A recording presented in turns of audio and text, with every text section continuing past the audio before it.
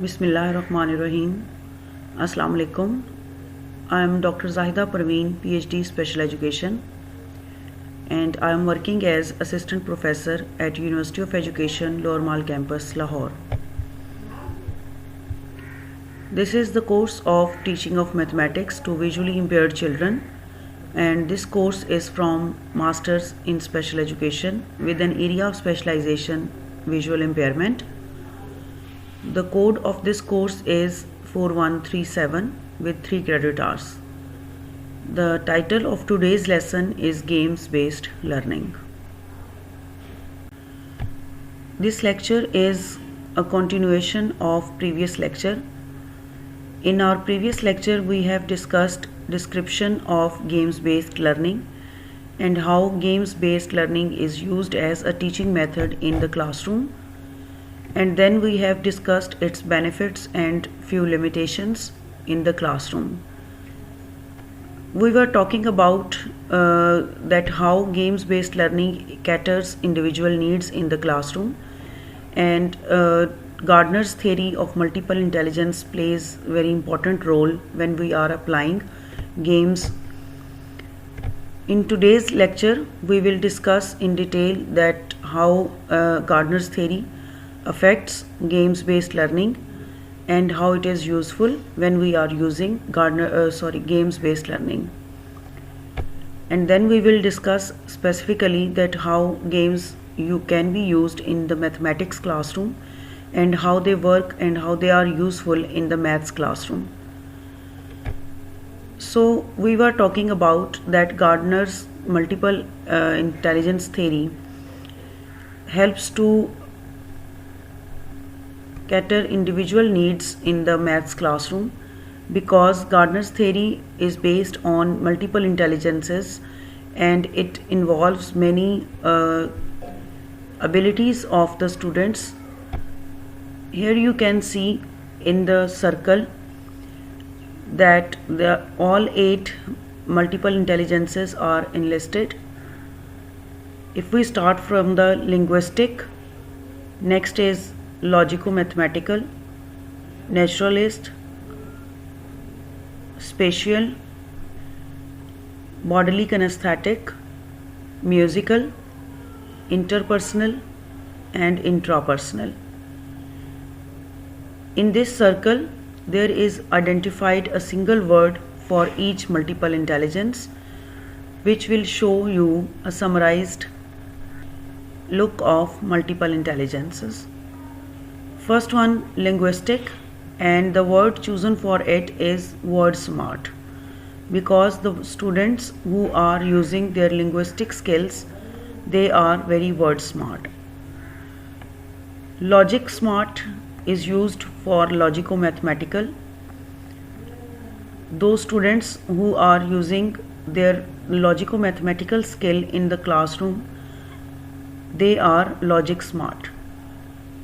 Next one is naturalist. They are nature smart. Next is spatial, and those students with spatial skills and they have dominant spatial skills, they are picture smart.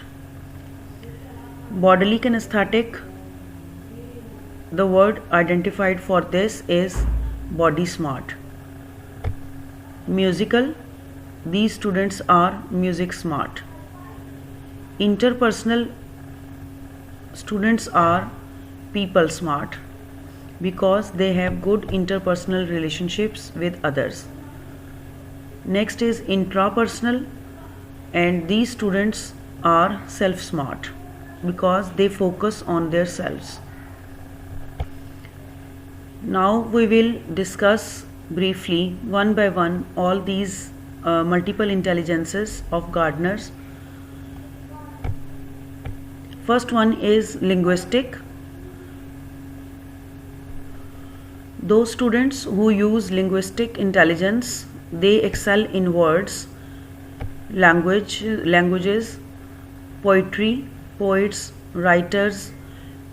In short, जो बच्चे linguistic intelligence में बहुत ज़्यादा excel कर रहे होते हैं, तो basically they are very good with the words.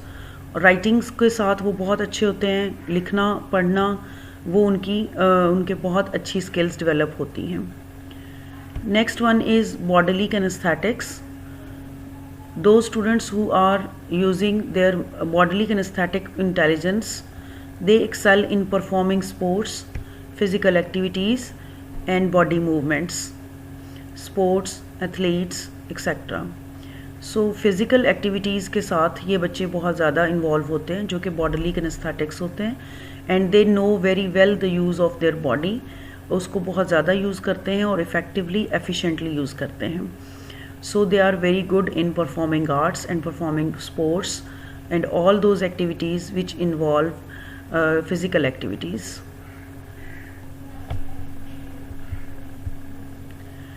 Next is naturalistic intelligence, and those students who are using their intelligence of naturalistic, they love plants, animals and nature, understands natural world, ecologists, conversationalist. So nature से related जितनी भी different fields होती हैं उसमें ये बच्चे बहुत ज़्यादा इजी फील करते हैं और बहुत अच्छे होते हैं उन स्किल्स में. So they are naturalistic in their nature.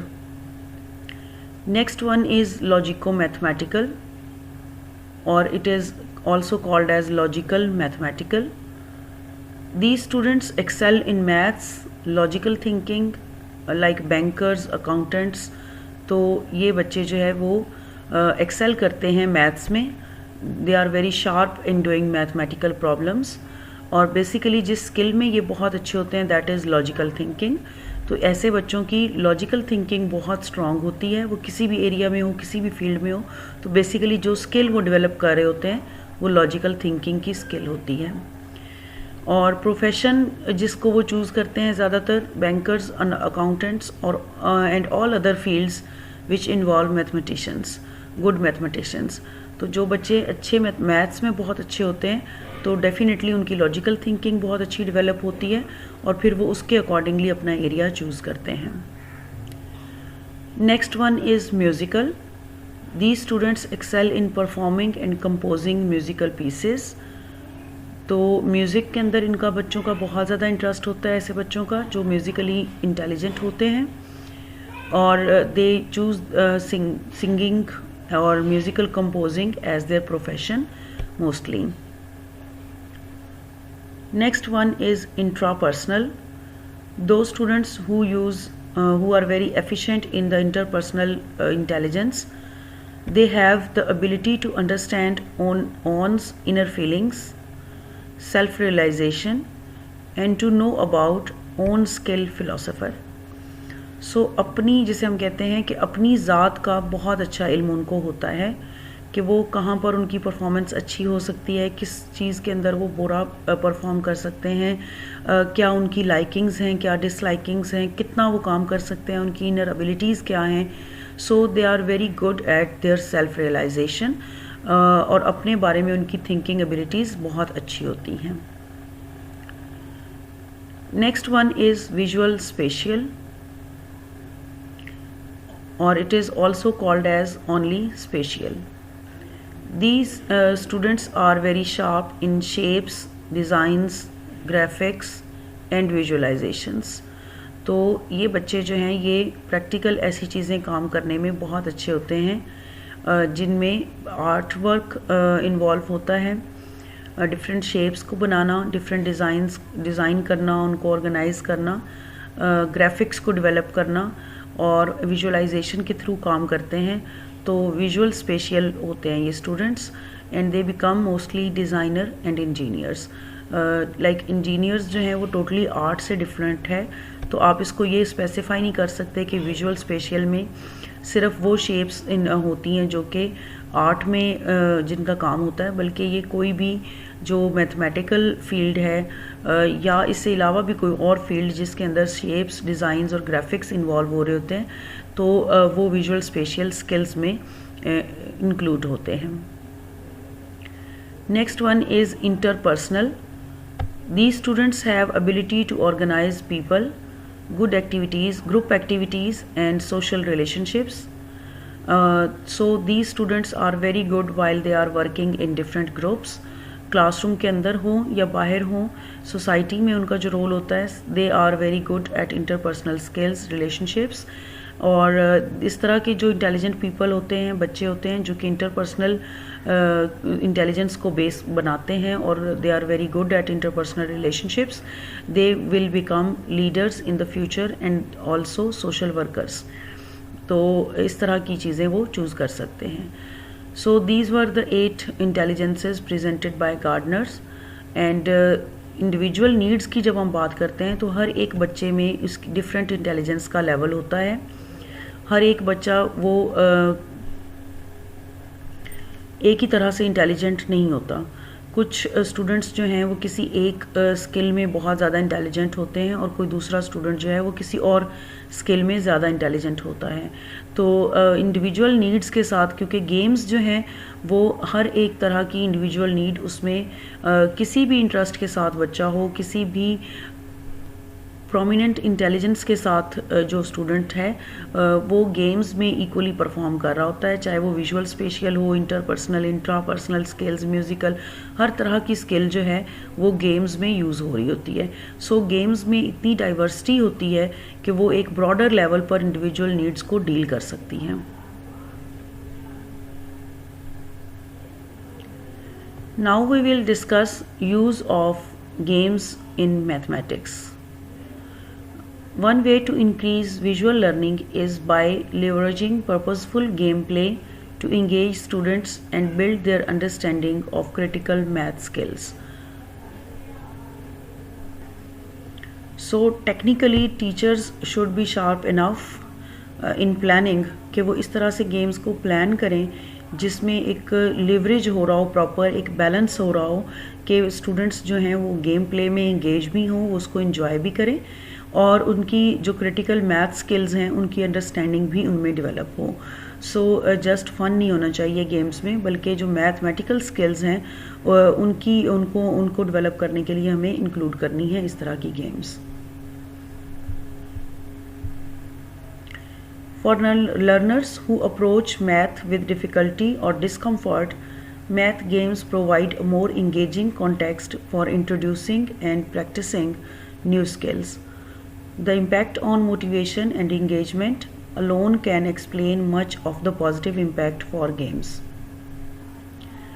So those students who are with particular problems of maths, तो उनके लिए ये गेम्स जो हैं वो उनके लिए बड़ा इंगेजिंग कॉन्टेक्स्ट प्रोवाइड करती हैं जिसके थ्रू आप न्यू स्किल्स को प्रैक्टिस करवाने के लिए इंट्रोड्यूस करवा सकते हैं.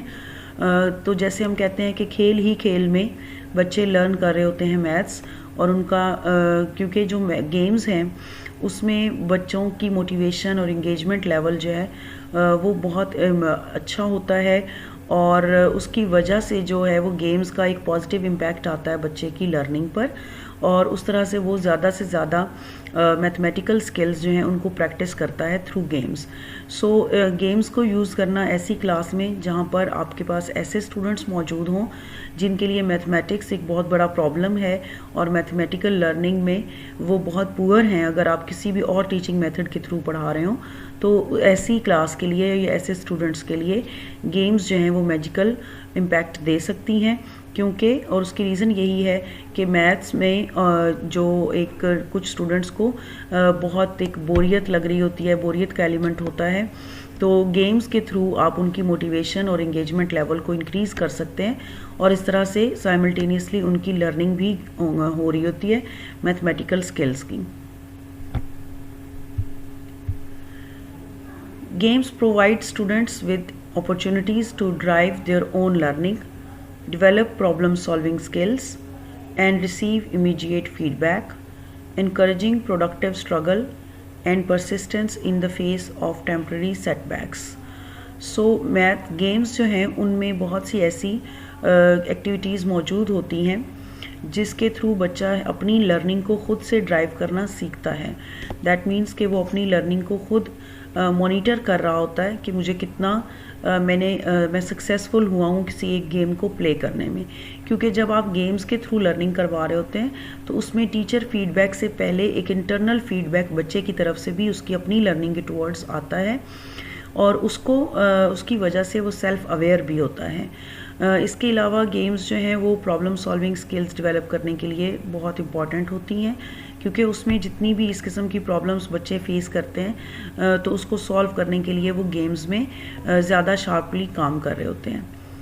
एंड रिसीव इमीडिएट फीडबैक, अपनी तरफ से भी उनको फीडबैक इमीडिएटली मिल रहा होता है और टीचर की तरफ से भी at the end of the game उनको फ़ौरन से फीडबैक मिल जाता है। तो इन सारी चीज़ों की वजह से बच्चे के लिए जो गेम्स हैं वो बड़ी प्रोडक्टिव स्ट्रगल के तौर पर काम कर रही होती हैं, क्योंकि एक गेम खेलने के बाद वो नेक्स्ट गेम के लिए ज़्यादा अच्छे से ट्राई कर रहा होता है। तो इस वजह से उसकी जो स्ट्रगल है वो ज़्यादा प्रोडक्टिव होती है किसी भी और टीचिंग मेथड की निस्बत। And persistence in the face of temporary setbacks, तो जो अगर कहीं पर वो टेम्प्रेरी फेल हो रहा है किसी एक अटैम्प्ट के अंदर, तो उसको फेस करने के लिए उसको ज़्यादा अच्छे से वो फेस कर सकता है, क्योंकि गेम्स में बच्चे जो हैं उन चीज़ों को कम फील करते हैं। It is also important for students to have opportunities for hands-on tactile learning in math classroom, and educators can use manipulatives and concrete examples to develop each learner's understanding across a continuum of concrete, representational and abstract reasoning skills. Manipulatives can be used both in physical form and through digital applications. So here we are talking about the use of manipulatives in the classroom where mathematics is being taught. तो generally ये होता है कि maths की class में कोई भी एविएड्स वगैरह ऑडियो विजुअल एड्स यूज़ नहीं कर रहे होते टीचर्स, जो कि टोटली रॉन्ग है, क्योंकि मैथ्स भी एक ऐसा सब्जेक्ट है जो कि डेली लिविंग स्किल्स के साथ रिलेट करता है, डेली लिविंग्स के साथ। तो इसको एक्सप्लेन करने के लिए, इसकी अंडरस्टैंडिंग को डेवलप करने के लिए टीचर्स को ज़्यादा से ज़्यादा मैनिपुलेटिव्स यूज़ करने चाहिए, जो कंक्रीट मैनिपुलेटिव्स हों, हैंड्स ऑन एक्टिविटीज़ बच्चे कर रहे हों, ताकि उनकी जो मैथमेटिकल स्किल्स हैं वो ज़्यादा शार्प हों और उनकी मैथमेटिकल अंडरस्टैंडिंग भी ज़्यादा अच्छी हों। तो इस तरह से जो यूज़ ऑफ मैनिपुलेटिव्स है वो बहुत इंपॉर्टेंट है मैथ्स की क्लास में, क्योंकि वो एक अंडरस्टैंडिंग डेवलप कर रहा होता है, उसके अलावा वो एब्स्ट्रैक्ट रीजनिंग स्किल्स डेवलप कर रहे होते हैं। तो मैनिपुलेटिव्स फ़िज़िकल फॉर्म में भी यूज़ किए जा सकते हैं और इसकी डिजिटल एप्लीकेशंस भी यूज़ की जा सकती हैं, क्योंकि प्राइमरी मैथ में तो आपको ऐसे मैनिपुलेटिव्स बहुत मिल जाएंगे जिसमें आप फ़िज़िकल एविएड्स वगैरह यूज़ कर सकते हैं, जिसमें फ़िज़िकल एग्जिस्टेंस के साथ जो चीज़ें हैं वो यूज़ की जा सकती हैं।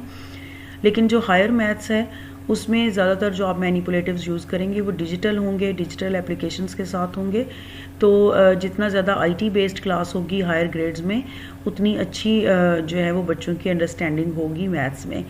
तो बजाय इसके कि सिर्फ सिंपली जो है उनको मैथ्स पढ़ा दिया जाए और बोर्ड के ऊपर उनको क्वेश्चन सॉल्व करवाए जाएँ, तो यहाँ पर हम ये देख रहे हैं कि फ़ोकस हमें ये करना चाहिए कि मैथ्स की क्लास में भी ज़्यादा से ज़्यादा जो एप्रोप्रिएट एविएड्स हैं उनका यूज़ करना चाहिए।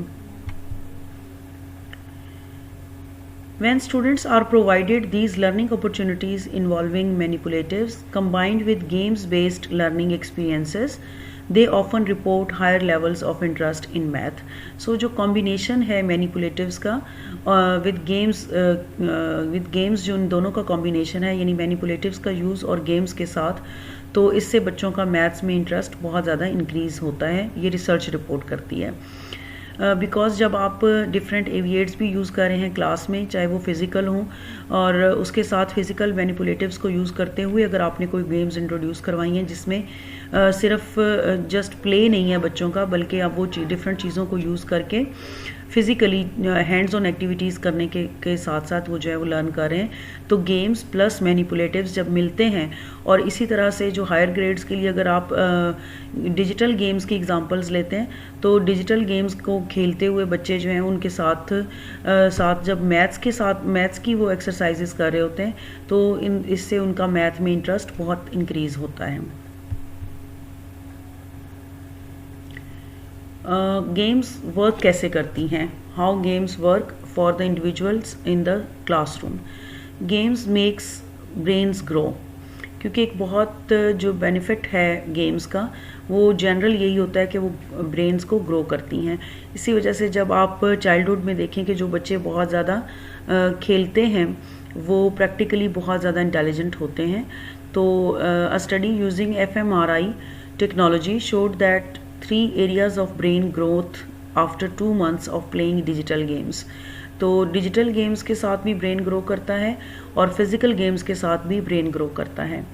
तो ये जिस हम रिसर्च की बात करें उसमें डिजिटल गेम्स को उनके यूज़ पर रिसर्च की गई थी और उसने ये बताया कि रिसर्च ने ये शो किया कि ब्रेन के 3 डिफरेंट एरियाज हैं जो कि ग्रो कर रहे होते हैं when the students are using digital games.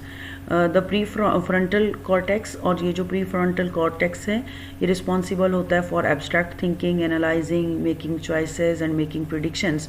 सो जब प्री फ्रंटल कॉर्टेक्स जो है ये ग्रो करेगा बच्चे का तो डेफिनेटली उसकी एब्स्ट्रैक्ट थिंकिंग और एनालाइजिंग की जो कैपेसिटी है और बाकी सारी जो इस कॉर्टेक्स के साथ रिलेटेड एक्टिविटीज़ होती हैं वो सब में बच्चा शार्प हो रहा होता है। द हिप्पोकैम्पस ये सेकंड एरिया है ब्रेन का जो कि गेम्स की वजह से ग्रो करता है and this area is responsible for memory, spatial navigation and learning. तो मेमोरी और स्पेशियल नेविगेशन वगैरह जो है ये मैथमेटिकल क्लासरूम के अंदर बड़ी इंपॉर्टेंट होती हैं। सो ये एरिया जब ग्रो करेगा तो बच्चे की मैथमेटिकल स्किल्स भी इम्प्रूव करेंगी।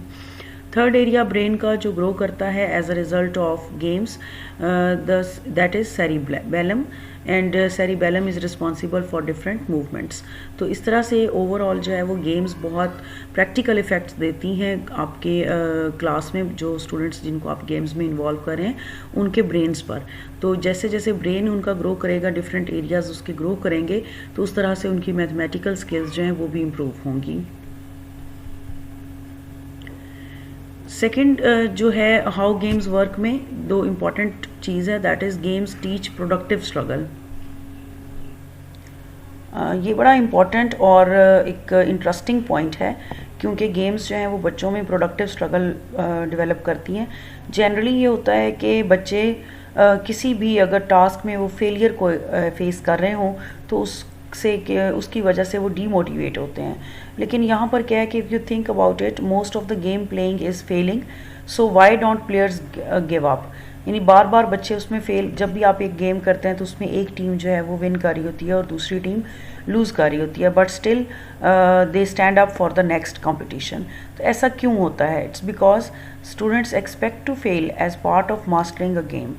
ठीक है, क्योंकि बच्चों को ये पता होता है कि हम बार बार इस गेम को ट्राई करेंगे तो हमारी मास्टरी जो है वो इंक्रीज़ होगी उसमें और हम फेलियर्स का रिस्क जो है वो डिक्रीज़ होता जाएगा। तो गेम को लूज़ नहीं करना चाहते होते बच्चे उसमें, क्योंकि उनका इंटरेस्ट इतना ज़्यादा होता है।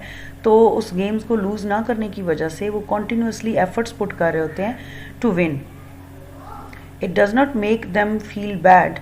They know that struggle and failure are just part of the process towards success. तो गेम्स ये चीज़ इंसान को बहुत अच्छा सिखा रही होती हैं कि जो फेलियर है that is the part of success.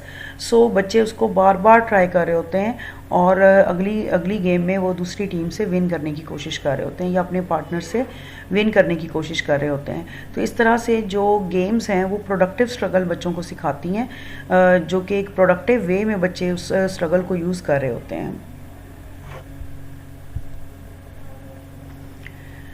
Now we will talk about appropriateness of games for math. Nearly 3/4 of teachers using digital games report that games have been effective in improving students' mathematics learning. However, most teachers want help finding curriculum-aligned games that lend themselves to deep exploration and complex problem solving. यहाँ पर हम बात करें digital games की जो कि higher maths में use होती हैं, तो यहाँ पर टीचर्स को जो ज़्यादा प्रॉब्लम फेस करनी पड़ती है वो एप्रोप्रिएटनेस है, करिकुलम अलाइंड गेम्स को ढूंढना। तो यानी ऐसी गेम्स हों जिसमें मैथ्स भी करवाया जा रहा हो, डिजिटल गेम्स, लेकिन उसमें हिडनली जो है वो आपका करिकुलम भी हिट हो रहा हो। तो ऐसी गेम्स जिसमें करिकुलम बेस्ड जो हों उनको प्रेफर करना होता है और टीचर्स के लिए उन गेम्स को फाइंड आउट करना ऑनलाइन थोड़ा सा प्रॉब्लमेटिक होता है। लेकिन इसके ऑल्टरनेट में अगर आप देखें तो जो दूसरी फ़िज़िकल गेम्स क्लासरूम में बच्चे टीचर्स खुद इंट्रोड्यूस करवाते हैं, तो उसमें चूँकि कोई प्रॉब्लम नहीं होता और टीचर्स जो हैं वो खुद से डेवलप कर रहे होते हैं गेम्स। उसमें बहुत सी चीज़ें टीचर अपनी मर्ज़ी से या स्टूडेंट्स की एबिलिटीज़ के अकॉर्डिंग और अपने करिकुलम के अकॉर्डिंग चीज़ें चेंज भी कर लेता है। न्यू गेम्स के अंदर न्यू रूल्स जो हैं वो समटाइम्स इंट्रोड्यूस करवाए जा सकते हैं। लेकिन जो आईटी बेस्ड गेम्स होती हैं, डिजिटल गेम्स हैं, उसमें भी if the teacher is efficient enough और उसकी अच्छी हैं स्किल्स अगर आईटी की, तो वो उसमें भी एडिट और न्यू गेम्स भी इवन उसके अंदर डेवलप की जा सकती हैं।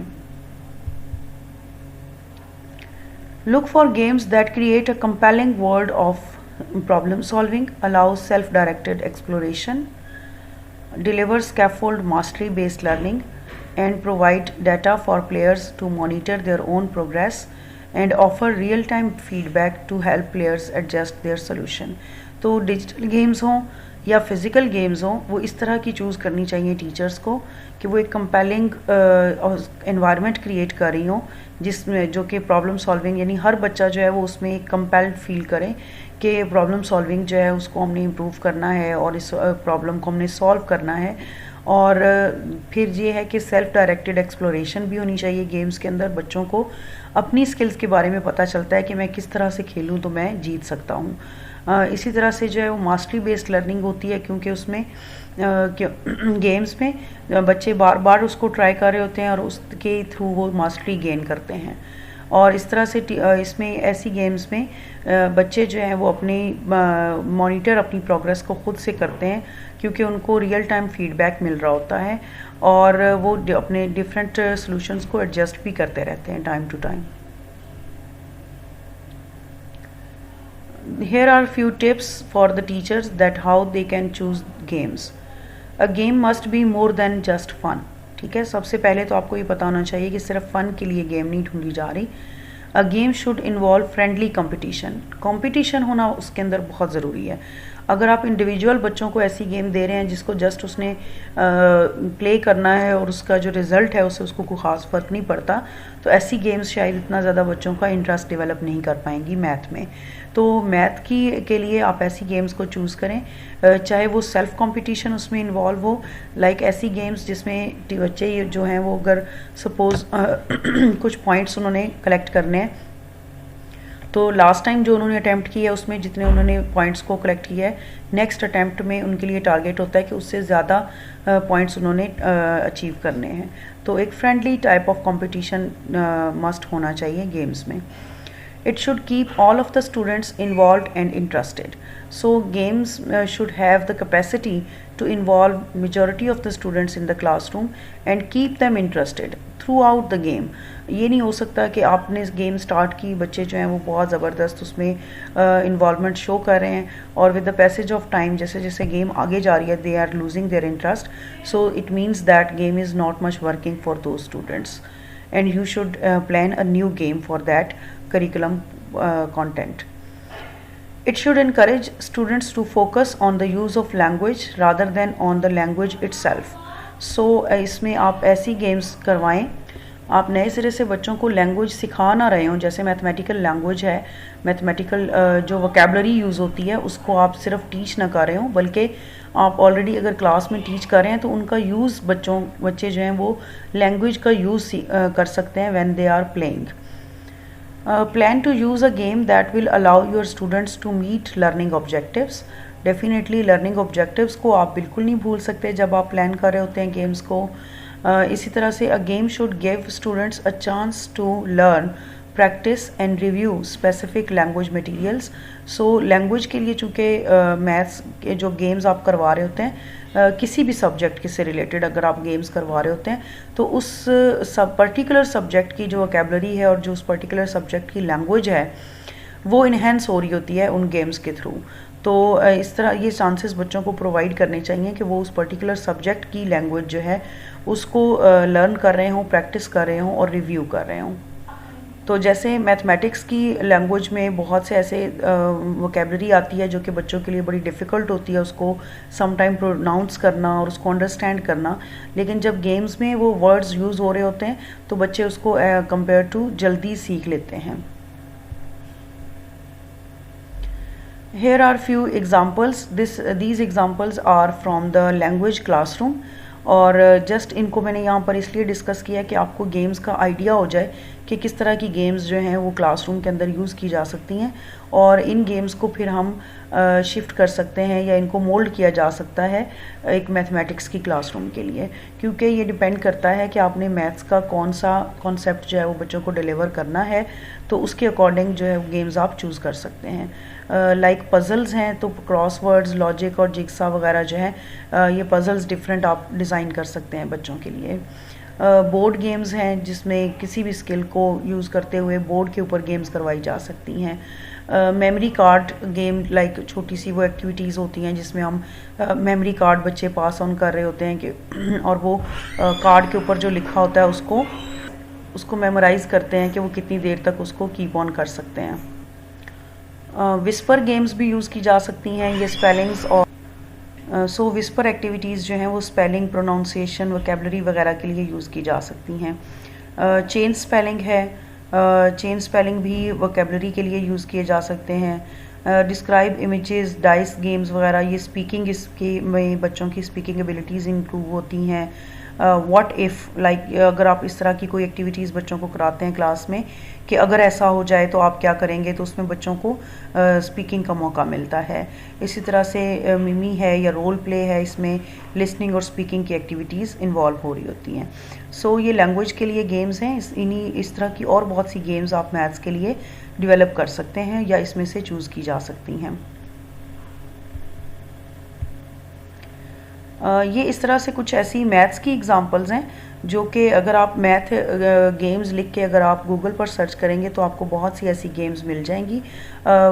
जैसे एडिशन ऑफ नंबर गेम है, एडिशन वर्ड प्रॉब्लम्स गेम है, comparing and ordering game, even and odd numbers game, subtraction of numbers game, skip counting to 5s 10s games, multiplication with multiples of 10 game, multiplication games and so on।